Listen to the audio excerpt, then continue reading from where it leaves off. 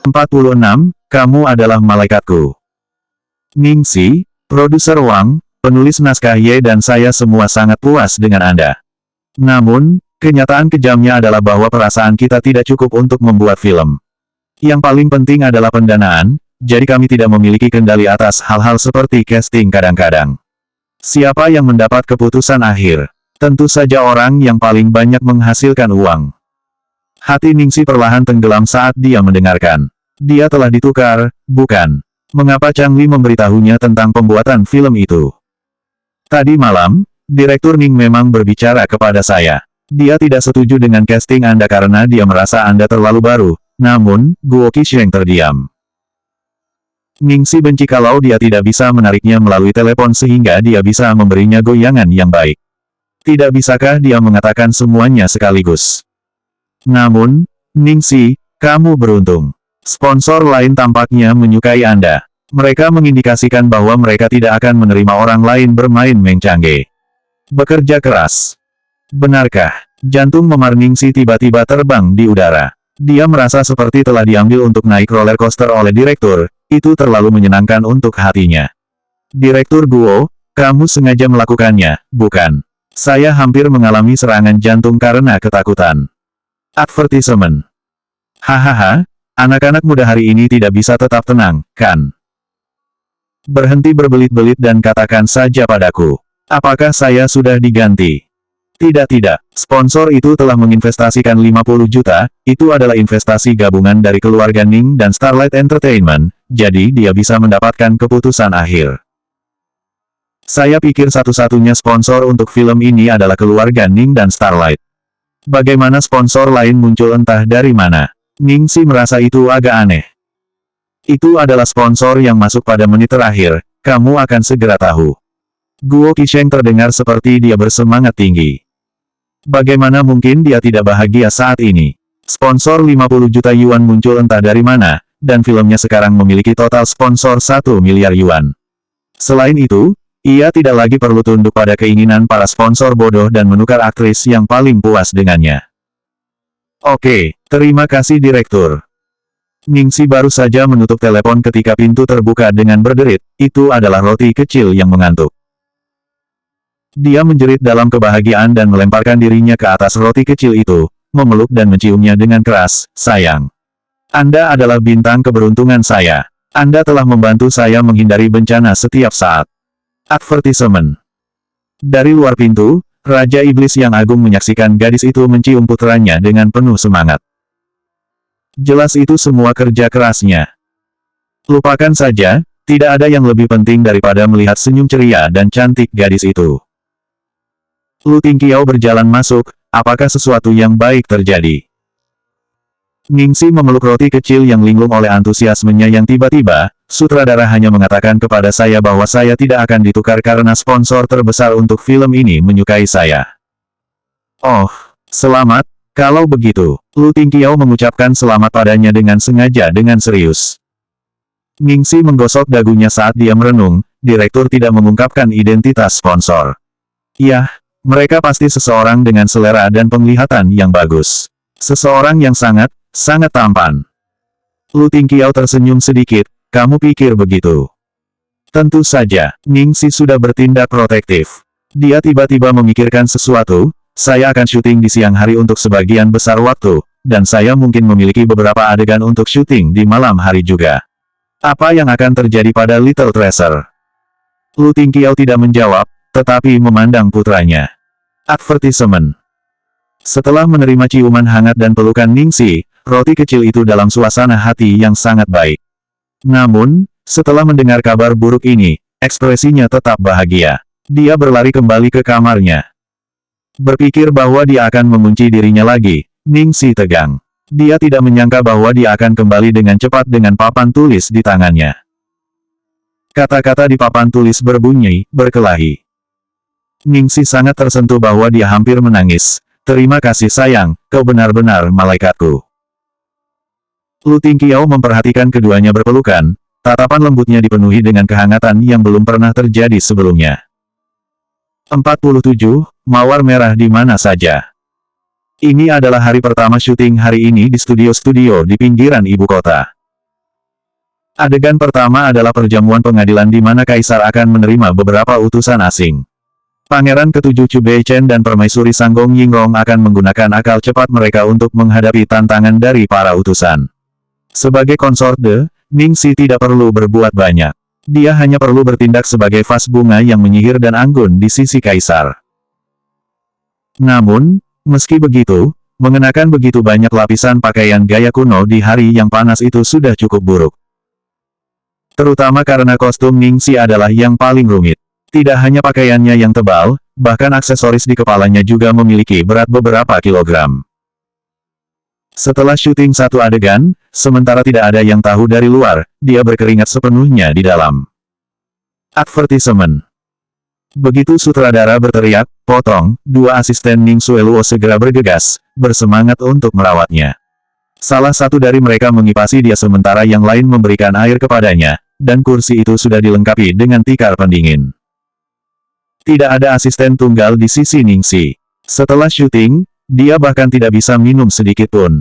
Karena dia masih memiliki adegan untuk difilmkan, dia bahkan tidak bisa melepas pakaiannya, dan hanya bisa membuka kancing kerahnya untuk mencari udara. Semua orang memuji kinerja Ning Xueluo, dan sutradara menambahkan beberapa pujian juga. Namun, ketika dia kembali ke layar, dia terus memasang ulang beberapa layar di mana Ningxi muncul. Meskipun dia tidak memiliki garis dan kamera hanya memfokuskan padanya beberapa kali, ekspresinya terlalu sempurna. Terlihat memikat dan malas bahkan ketika bosan kaku, ekspresinya juga membawa beberapa jejak penghinaan bagi orang-orang di bawahnya, karena dia sedang bersiap untuk menghancurkan seluruh kerajaan ini dengan tangannya sendiri. Bagus, dia akhirnya bisa tenang. Pada saat ini, pesuruh Xiaoli berteriak dengan gembira, Guru Ning, pacar Anda ada di sini untuk mengunjungi Anda. Tentu saja, maksudnya Ning Xueluo dengan Guru Ning. Su Yan berjalan dengan pakaian santai yang menyegarkan. Dua pelayan mengikuti di belakangnya dan membawa sebuah kotak besar, dan mereka mulai membagikan es krim kepada semua orang. Wow, itu Häagen-Dazs. Terima kasih telah memperlakukan kami, Tuan Su. Advertisement. Guru Ning terlalu beruntung, ini baru pertama kalinya, dan pacarnya sudah ada di sini untuk mengunjungi. Dewa, bagaimana dengan kita anjing tunggal? Ya ampun, bahkan memberimu sesuatu untuk dimakan tidak akan menahan lidahmu. Ning Xueluo memprotes dengan genit, lalu membawa sekotak es krim ke Ningxi. Junior Ning, kamu harus makan juga. Terima kasih. Ningxi menerimanya dengan sopan. Wanita ini akan selalu bertindak seperti malaikat di depan orang lain, terutama di depan Su Yan. Bahkan jika Ning Xueluo tidak bosan dengan itu, dia sudah cukup menyaksikan aktingnya. Untungnya Ningxi adalah seorang aktris berdasarkan profesi, dan tidak keberatan berakting bersamanya. Setelah kembali ke tempat duduknya, Ning Xueluo memandang Su Yan seolah-olah dia memiliki sesuatu untuk dikatakan, tetapi merasa sulit untuk berbicara. Pada akhirnya, dia masih berbicara dengan ragu-ragu, Yan Gege, aku sedikit khawatir tentang Xiao Xi. Apa yang terjadi dengan Xiao Xi? Su Yan segera bertanya. Itu adalah pesta pembukaan tadi malam, kan? Ayah saya datang, dan dia bertemu Xiao Xi. Saya tidak yakin apa yang dikatakan Xiao Xi kepada ayah, tetapi dia marah besar dan ingin mengusirnya keluar dari perannya. Bagaimana ini terjadi? Su Yan mengerutkan kening. Aku juga tidak tahu, saat aku sampai di sana, ayah sudah sangat marah. Advertisement. Apa yang terjadi sesudahnya? Sepertinya Xiao Xi belum dimatikan. Su Yan memandang ke arah Ningxi, hanya untuk melihat bahwa dia membaca naskah dengan sungguh-sungguh meskipun berkeringat deras di bawah matahari. Meskipun dia memotong sosok yang menyedihkan, wajahnya sangat cemerlang di bawah sinar matahari. Berbicara dengan ragu-ragu, Ning Xueluo melanjutkan, ayah saya menelepon tim produksi tadi malam, dan mereka setuju untuk beralih melalui telepon.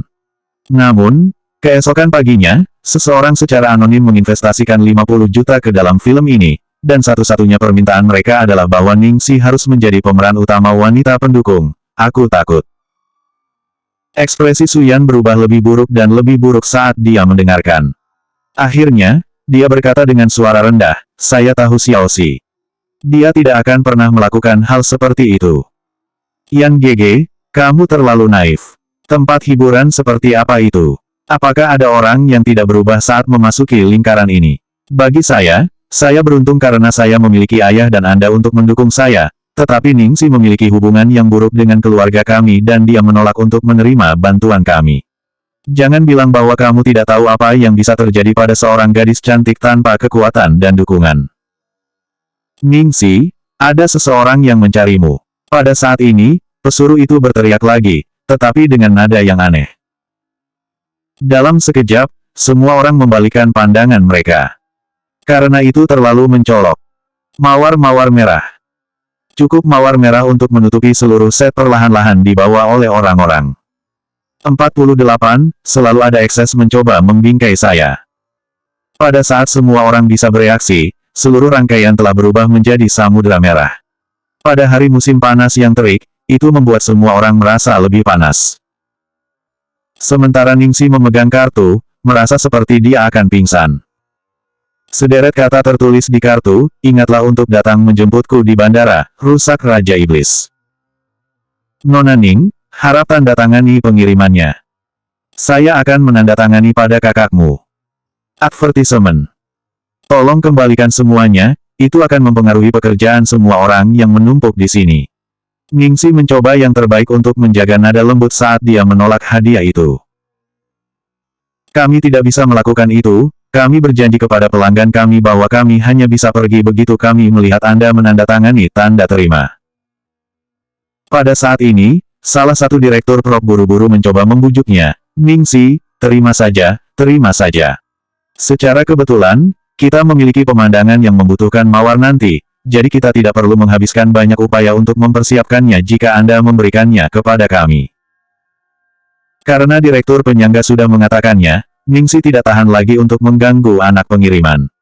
Dia menjepit ruang di antara kedua alisnya, lalu dengan acak menandatangani namanya sendiri. Pada titik ini, semua orang yang menonton dari samping mulai berbisik di antara mereka sendiri dengan iri di wajah mereka. Astaga, ada banyak sekali mawar. Sangat romantis. Siapa yang mengirim mereka? Apakah kamu bahkan perlu bertanya? Pasti harus menjadi pelamar. Wanita cantik benar-benar diperlakukan berbeda, untuk berpikir bahwa seseorang mengirim bunga pada hari pertama syuting. Dan mereka mengirim begitu banyak.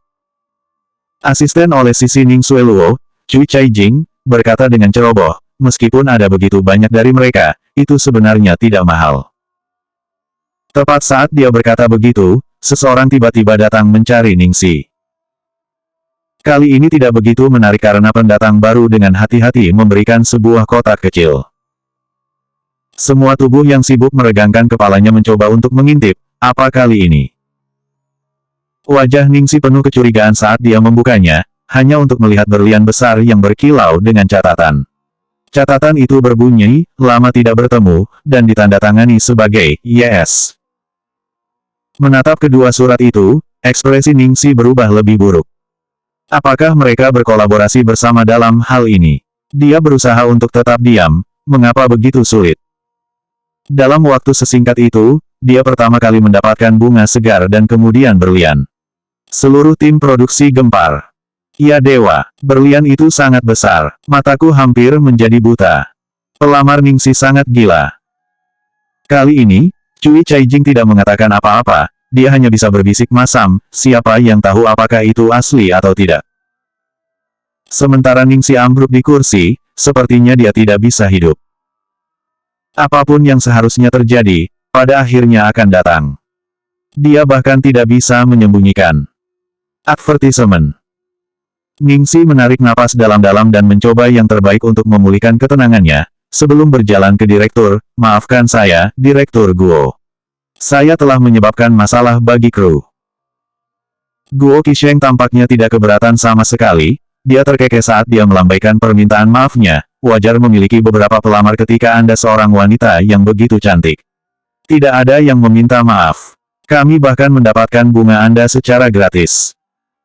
Tidak jauh, Ning Sueluo tampak tenang di luar, tapi dia menggertakkan giginya kesal. Bagaimana mungkin dia tidak cemburu?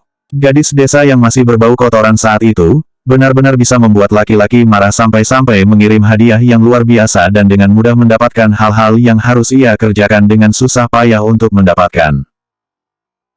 Mengambil keuntungan dari sedikit waktu yang dia miliki sebelum adegan berikutnya dimulai, Ningsi dengan cepat menemukan sudut dan memutar nomor. Halo, apakah Anda menerima hadiah saya, sayang? Nada santai terdengar dari telepon. Jiang Muye, kakek Anda. Apakah Anda nyata? Sebaliknya, Ningsi sedang on fire. Cek, kau yang paling pertama yang pernah menolak untuk bercinta denganku setelah menerima mawar, dan kau bahkan ingin bercinta dengan kakekku. Bukankah seleramu terlalu aneh? Berhentilah mengubah topik. Apa yang kamu inginkan? Tidak ada, aku hanya ingin mengingatkan kamu untuk datang menjemputku di bandara. Anda sudah berjanji kepada saya. Kamu masih berani membiarkan aku menjemputmu. Apakah Anda tidak takut bahwa saya akan membawa pisau 40 meter dan memotong Anda sampai mati dengan itu, Anda? Ningsi sangat menekan niat membunuhnya. Jadi, kau akan kembali pada kata-katamu. Nada bicara orang itu menjadi dingin. Syarat untuk menjemputmu adalah kamu akan meminjamkan 8 juta, tapi sekarang aku tidak membutuhkannya. Bukankah saya mengirimi Anda teks yang menjelaskan hal itu? Lagi pula aku tidak peduli. Kamu sudah berjanji padaku. Meskipun pada akhirnya aku tidak meminjamkanmu uang, tetapi aku setuju pada saat kamu bertanya, meskipun itu jumlah yang sangat besar. Bagaimana itu bisa palsu? Apakah kamu tidak paling suka berhutang pada orang? Bukankah ini masih dianggap sebagai bantuan? Selanjutnya 49, tuan muda cilik yang suka membuat jus buah.